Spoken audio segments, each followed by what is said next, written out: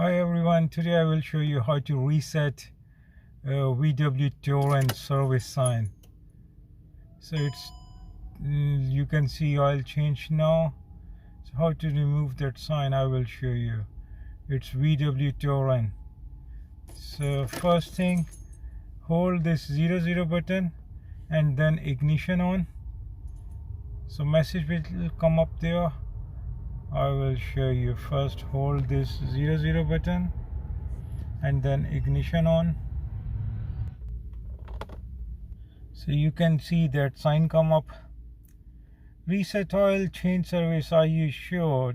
So you just click OK. So OK sign is just here. Just click this one. It come up service reset and it's gone.